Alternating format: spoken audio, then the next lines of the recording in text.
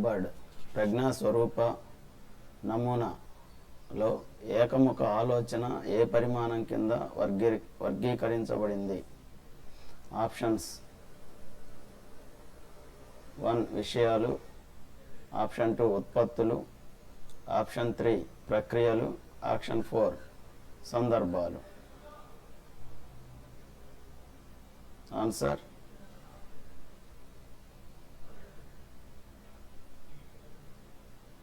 ప్రక్రియలు. వివరణ: గిల్బర్ట్ ప్రజ్ఞా నమూనాలోనే 3 పరిమాణాలలో ప్రక్రియలు ఒకటి. దానిలో జ్ఞానగ్రహణము, స్మృతి, అపసార ఆలోచనతో పాటు ఏకముఖ ఆలోచన కూడా అంతర్భాగంగా ఉంటాయి. Next question. హోవార్డ్ గార్డ్నర్ బహుళ ప్రజ్ఞా సిద్ధాంతం ప్రకారం భవన నిర్మాణ శిల్పులు లేదా శిల్పకారులలో ఏ ప్రజ్ఞ ఎక్కువగా ఉంటుంది? ఆప్షన్ 1 శారీరక స్పర్శాత్మక ప్రజ్ఞ, ఆప్షన్ 2 దృశ్య జ్ఞానాత్మక ప్రజ్ఞ, ఆప్షన్ 3 వ్యక్త్యంతర ప్రజ్ఞ, ఆప్షన్ 4 తార్కిక గణిత ప్రజ్ఞ.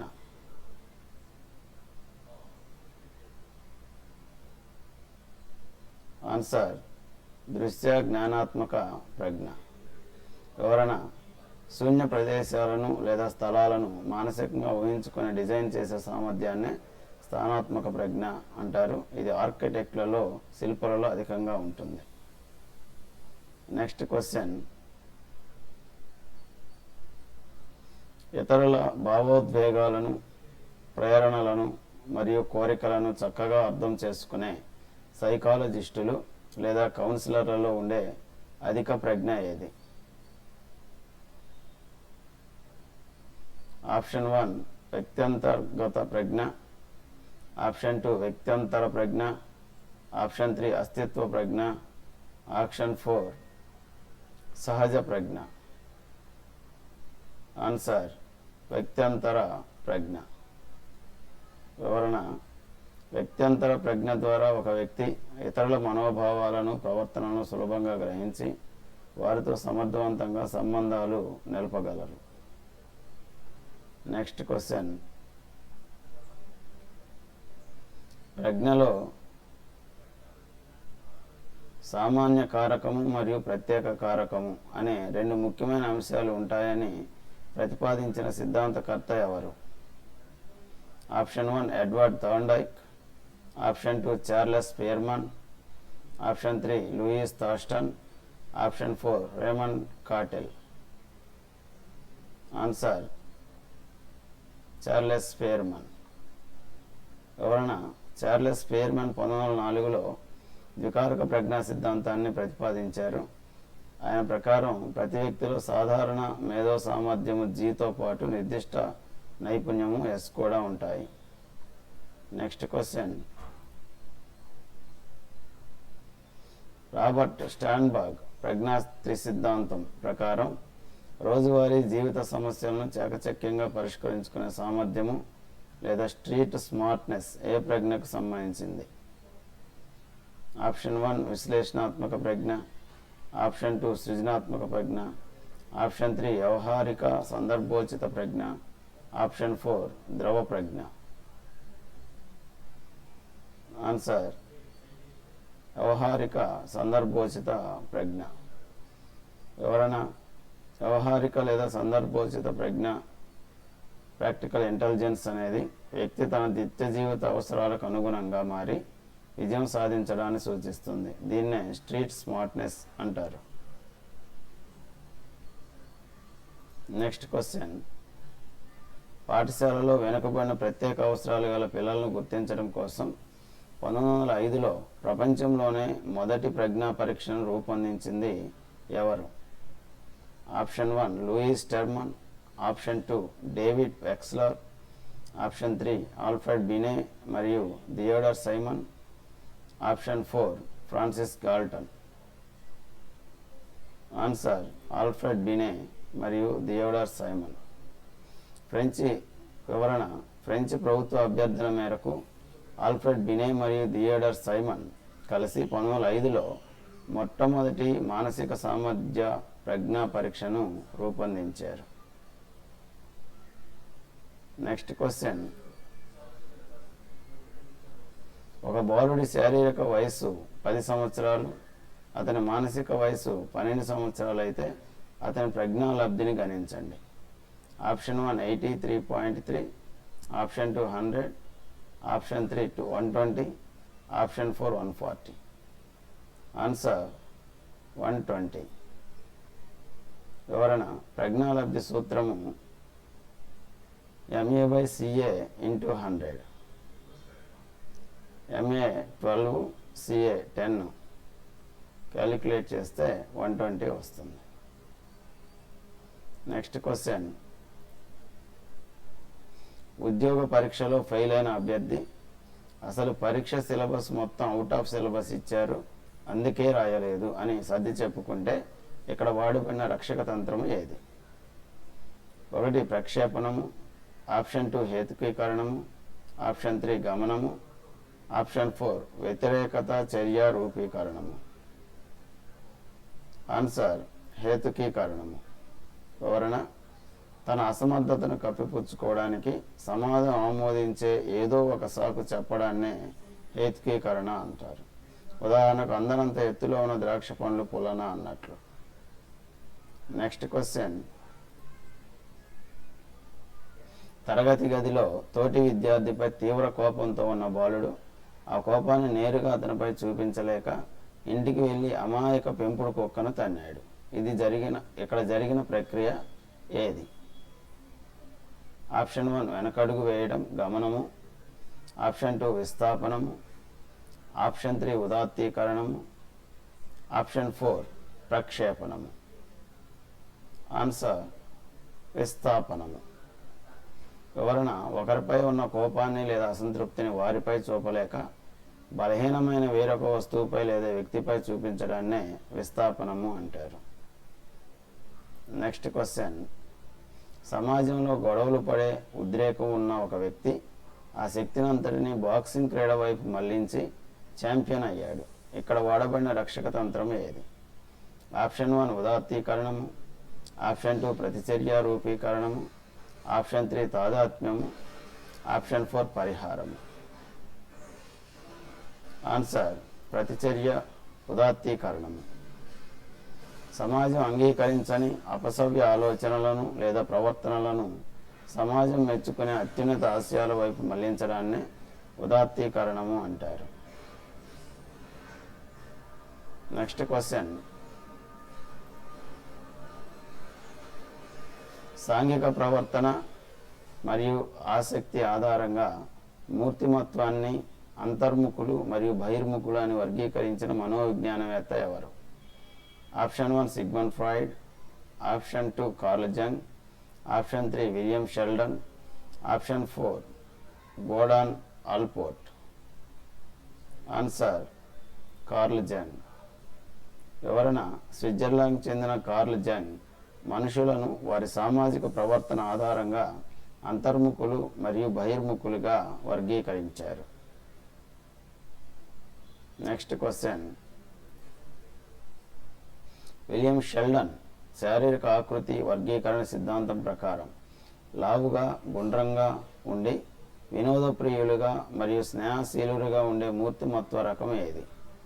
ఆప్షన్ 1 బాహ్య త్వచ రూపము ఎక్టోమార్ఫిక్, ఆప్షన్ 2 మధ్య త్వచ రూపము మెసోమార్ఫిక్, ఆప్షన్ 3 అంతర త్వచ రూపము ఎండోమార్ఫిక్, ఆప్షన్ 4 సోమాటిక్ రూపము.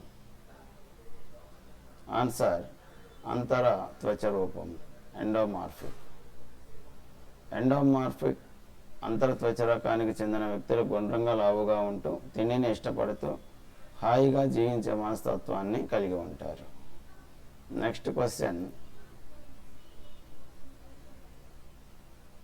మూర్తిమత్వంలోని అచేతన ఆలోచనలను మూర్తిమత్వంలోని అచేతన ఆలోచనలను తెలుసుకోవడానికి ఉపయోగించే ప్రసిద్ధ రొషాక్ సిరామర్కల పరీక్ష ఏ రకానికి చెందినది? ఆప్షన్ 1 లక్ష్యాత్మక పరీక్ష, ఆప్షన్ 2 ప్రక్షేపక పరీక్ష, ఆప్షన్ 3 స్వీయ నివేదిక పరీక్ష, ఆప్షన్ 4 సంగమితి పద్ధతి. ఆన్సర్ ప్రక్షేపక పద్ధతి. అస్పష్టమైన ఉద్దీపనల ఆధారంగా వ్యక్తి తన మనోభావాలను ప్రక్షేపించేలా చేసే పద్ధతులనే ప్రక్షేపక పద్ధతులు అంటారు. రొషాక్ సిరామరకల పరీక్ష ఇందులో ప్రముఖమైనది. నెక్స్ట్ క్వశ్చన్, వ్యక్తి కథలు అల్లే కార్డ్స్ ఉపయోగించే ప్రసిద్ధ ఇతివృత్త గ్రాహిక పరీక్ష టిఏటి థిమాటిక్ అపర్సెప్షన్ టెస్ట్ను రూపొందించిన శాస్త్రవేత్తలు ఎవరు? Option 1 Hermann Rorschach, option 2 Henry Murray మరియు Christina Morgan, option 3 Leopold Bellak, option 4 Carl Rogers. Answer Henry Murray మరియు క్రిస్టినా మోర్గాన్. వివరణ, టిఏటి పరీక్షను 1935లో హెన్రీ ముర్రే మరియు మోర్గాన్ అభివృద్ధి చేశారు. దీనిలో 30 చిత్రాలతో కూడిన కార్డ్స్ మరియు ఒక ఖాళీ కార్డు ఉంటాయి. నెక్స్ట్ క్వశ్చన్, బహుళ కోణాలలో పరిష్కారాలను కనుగొనడం మరియు సృజనాత్మకతతో అత్యంత బలమైన సంబంధం కలిగి ఉన్న ఆలోచన శైలి ఏది? ఆప్షన్ 1 ఏకముఖ ఆలోచన, ఆప్షన్ 2 అపసార విభిన్న ఆలోచన, ఆప్షన్ 3 తార్కిక నిగమన ఆలోచన, ఆప్షన్ 4 మూర్త ఆలోచన. ఆన్సర్ విభిన్న అపసార ఆలోచన. వివరణ, ఒక సమస్యని వివిధ మార్గాల్లో భిన్నమైన కొత్త పరిష్కారాలను కనుగొనడాన్ని అపసార ఆలోచన అంటారు. ఇది సృజనాత్మకతకు మూల స్తంభం. నెక్స్ట్ క్వశ్చన్, స్మృతి మరియు విస్మృతిపై శాస్త్రీయంగా ప్రయోగాలు చేసి సుప్రసిద్ధ విస్మృతి రేఖ లేదా వక్రరేఖను ఆవిష్కరించిన జర్మన్ మనస్తత్వవేత్త ఎవరు? Option 1 William James, option 2 Hermann Ebbinghaus, option 3 Sigmund Freud, option 4 Jean పియాజే. Answer Hermann Ebbinghaus. వివరణ, ఎబ్బింగ్హౌస్ నిరర్ధక పదాలను ఉపయోగించి తనపై తానే పరిశోధనలు చేసుకొని ప్రఖ్యాత విస్మృతి రేఖను గీశారు. దీని ప్రకారం అభ్యసనం తర్వాత ప్రారంభంలో విస్మృతి చాలా వేగంగా ఉంటుంది. నెక్స్ట్ క్వశ్చన్, కుడి చేయి విరిగినప్పుడు ఒక వ్యక్తి ఎడమ చేతితో రాయడం నేర్చుకుంటే అక్కడ పనిచేసిన అభ్యసన బదిలీ ఏది? ఆప్షన్ 1 అనుకూల బదిలీ, ఆప్షన్ 2 ప్రతికూల బదిలీ, ఆప్షన్ 3 ద్విపాక్షిక బదిలీ, ఆప్షన్ 4 శూన్య బదిలీ.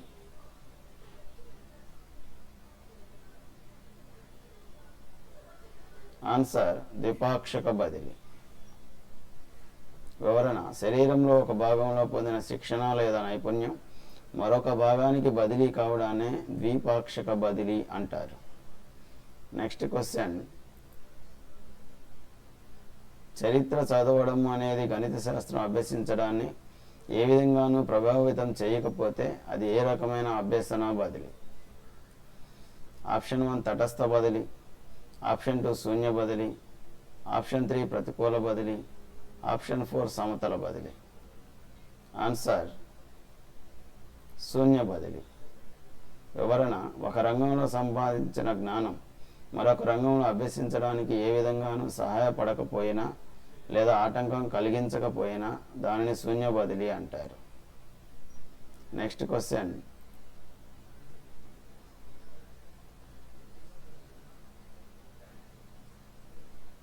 కౌన్సిలర్ అత్యంత క్రియాశీలకంగా ఉండి క్లయింట్ యొక్క సమస్యను పరిష్కరించడంలో పూర్తి నాయకత్వం వహించే మంత్రణ విధానము ఏది? ఆప్షన్ 1 అక్షిప్త లేదా వ్యక్తి కేంద్రీకృత మంత్రణము, నిర్దేశక మంత్రణము, సమిష్టి లేదా మిశ్రమ మంత్రణము, ఆప్షన్ 4 అనిర్దేశక మంత్రణము. ఆన్సర్ నిర్దేశక మంత్రణము. ఈజీ విలియమ్సన్ ప్రతిపాదించిన నిర్దేశక మంత్రణము కౌన్సిలర్ ప్రాధాన్యత కలిగినది. ఇందులో సమస్య విశ్లేషణ, పరిష్కారం కౌన్సిలర్ ద్వారానే జరుగుతాయి. నెక్స్ట్ క్వశ్చన్, కార్ల్ రోజర్స్ ఏ రకమైన మంత్రణా విధానానికి ప్రధాన రూపకర్త మరియు మద్దతుదారుడు? ఆప్షన్ 1 నిర్దేశక మంత్రణము, ఆప్షన్ 2 అనిర్దేశక మంత్రణము, ఆప్షన్ 3 మిశ్రమ మంత్రణము, ఆప్షన్ 4 అనువర్తన మంత్రణము. ఆన్సర్ అనిర్దేశక మంత్రణము. కార్ల్ రోజర్స్ ప్రతిపాదించిన అనిర్దేశక మంత్రణములో సలహార్థికి పూర్తి స్వేచ్ఛ ఉంటుంది. తన సమస్యను తానే గ్రహించి పరిష్కరించుకునేలా కౌన్సిలర్ సహకరిస్తాడు. నెక్స్ట్ క్వశ్చన్, పరిపూర్ణ సాధారణ సంభావ్యత వక్రరేఖ అంటే నార్మల్ ప్రాబబిలిటీ కర్వ్లో సగటు, మధ్యగతం మరియు బాహుళకంల విలువలు ఎలా ఉంటాయి? ఆప్షన్ 1 ఆల్ టు ఈచ్, 3 పరస్పరం సమానంగా ఉంటాయి. ఆప్షన్ 2 సగటు విలువ బాహుళకం కంటే ఎక్కువగా ఉంటుంది. ఆప్షన్ 3 మధ్యగతం విలువ సగటు కంటే ఎక్కువగా ఉంటుంది. ఆప్షన్ 4 3 ఒకదానికొకటి పూర్తి భిన్నంగా ఉంటాయి. ఆన్సర్ 3 పరస్పరం సమానంగా ఉంటాయి. సాధారణ సంభావ్యత వక్రరేఖ గంటాకారంలో సౌష్ఠవంగా ఉంటుంది. దీని కేంద్ర బిందువు వద్ద అంకమధ్యము, మధ్యగతము మరియు బాహుళకం విలువలు సమానంగా ఏకీభవిస్తాయి. నెక్స్ట్ క్వశ్చన్, అక్షరాలను గుర్తించడంలో, పదాలను చదవడంలో తీవ్ర ఇబ్బంది పడుతూ వాజును సాగా తారుమారు చేసి చదివే శిశువు ఏ అభ్యసన వైకల్యంతో బాధపడుతున్నాడు? Option 1 dysgraphia, option 2 dyscalculia, option 3 dyslexia, option 4 dyspraxia. Answer dyslexia. పఠన వైకల్యాన్నే డిస్లెక్సియా అంటారు. దీనివల్ల పిల్లలు పదాలను తప్పుగా ఉచ్చరించడం, అక్షరాలు తారుమారు చేయడం జరుగుతుంది. నెక్స్ట్ క్వశ్చన్, పెన్సిల్ సరిగ్గా పట్టుకోలేకపోవడం, పేపర్పై అక్షరాలను వరుస క్రమంలో అందంగా రాయలేకపోవడం అనే రాయడంలోని వైకల్యాన్ని ఏమంటారు? Option 1 dyscalculia, option 2 dysgraphia, option 3 aphasia, option 4 ADHD. Answer dysgraphia. రాతకు సంబంధించిన లోపాలు లేదా రాయడంలో వచ్చే వైకల్యాన్నే డిస్గ్రాఫియా అంటారు. నెక్స్ట్ క్వశ్చన్, గణిత సూత్రాలను గుర్తించుకోలేక సులువైన కూడికలు, తీసివేతలలో తీవ్రమైన పొరపాట్లు చేసే విద్యార్థిలో ఉండే అభ్యసన వైకల్యము ఏది? Dyslexia, dyspraxia, dyscalculia, option 4 autism. Answer dyscalculia. వివరణ, గణితాన్ని లెక్కించడంలో, నెంబర్లను అర్థం చేసుకోవడంలో ఉండే లోపాన్నే డిస్కాలిక్యులియా అంటారు. నెక్స్ట్ క్వశ్చన్,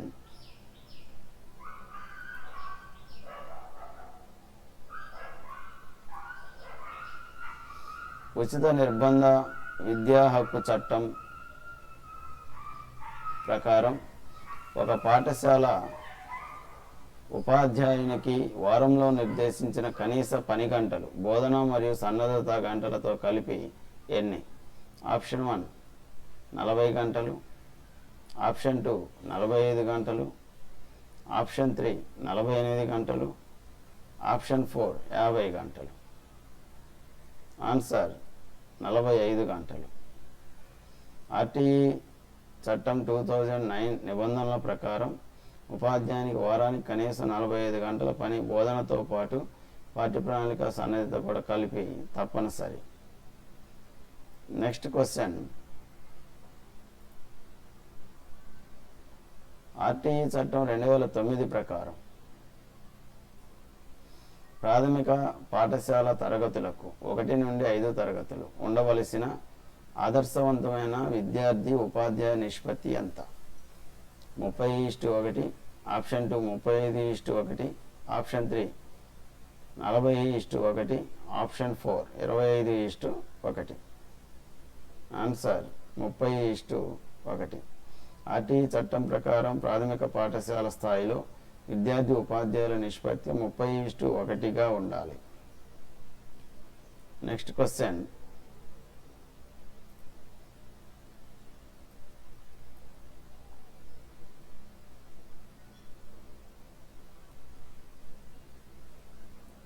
జాతీయ విద్యా విధానం 2020 ఇప్పటి వరకు ఉన్న 10+2 విద్యా వ్యవస్థ స్థానంలో ప్రతిపాదించిన సరికొత్త విద్యా స్వరూపము ఏది? 5+3+3+4, option 2 3+5+3+4, option 3 5+3+4+4, option 4 5+4+3+2. Answer 5+3+3+4. NEP 2020 విద్యా విధానం 5+3+3+4 పద్ధతిని ప్రవేశపెట్టింది. ఇందులో పునాది దశ 5 సంవత్సరాలు, సన్నద్ధత దశ 3 సంవత్సరాలు, మధ్యమ దశ 3 సంవత్సరాలు మరియు ద్వితీయ సెకండరీ దశ 4 సంవత్సరాలు ఉంటాయి. నెక్స్ట్ క్వశ్చన్,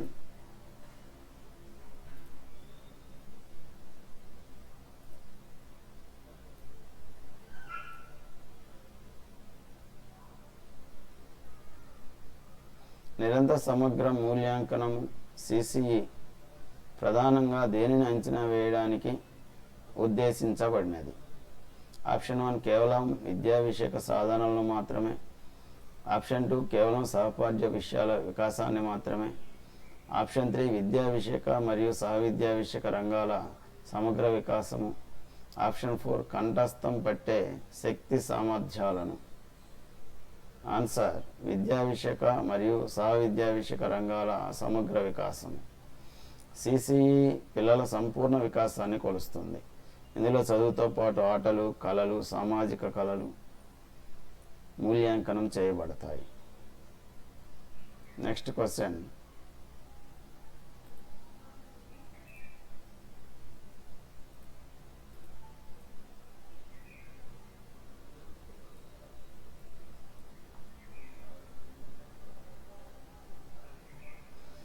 తరగతి గదిలో నిర్వహించే నిర్మాణాత్మక మూల్యాంకనం యొక్క ముఖ్య ఉద్దేశము ఏమిటి? ఆప్షన్ 1 సంవత్సరాంతంలో విద్యార్థులు గ్రేడింగు లేదా ప్రమోషన్ ఇవ్వడం, ఆప్షన్ 2 అభ్యసన లోపాలను సకాలంలో గుర్తించి ఫీడ్బ్యాక్ ఇచ్చి బోధనను మెరుగుపరచడం, ఆప్షన్ 3 సగటు ప్రదర్శన ఆధారంగా పాఠశాలకు ర్యాంకులు ఇవ్వడం కోసం, ఆప్షన్ 4 చివరగా విద్యార్థి స్మృతి సామర్థ్యాన్ని పరీక్షించడం. ఆన్సర్ అభ్యసన లోపాలను సకాలంలో గుర్తించి ఫీడ్బ్యాక్ ఇచ్చి బోధనను మెరుగుపరచడం. నిర్మాణాత్మక మూల్యాంకనం అనేది అభ్యసనం కొరకు చేసే మూల్యాంకనం. ఇది బోధనా సమయంలోనే విద్యార్థుల అభ్యసన స్థాయిని మెరుగుపరచడానికి నిరంతరం ఉపయోగపడుతుంది. నెక్స్ట్ క్వశ్చన్,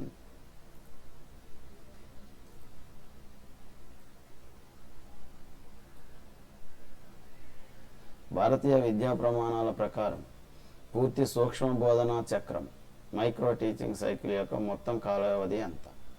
ఆప్షన్ 1 30 నిమిషాలు, ఆప్షన్ 2 36 నిమిషాలు, ఆప్షన్ 3 45 నిమిషాలు, ఆప్షన్ 4 60 నిమిషాలు. ఆన్సర్ 36 నిమిషాలు. ఎన్సిఆర్టీ సూచించిన సూక్ష్మ బోధనా చక్రం మొత్తం సమయం 36 నిమిషాలు. బోధన 6 నిమిషాలు, ఫీడ్బ్యాక్ 6 నిమిషాలు, పునఃప్రణాళిక 12 నిమిషాలు, పునఃబోధన 6 నిమిషాలు, పునఃమూల్యాంకనం 6 నిమిషాలు. Thank you.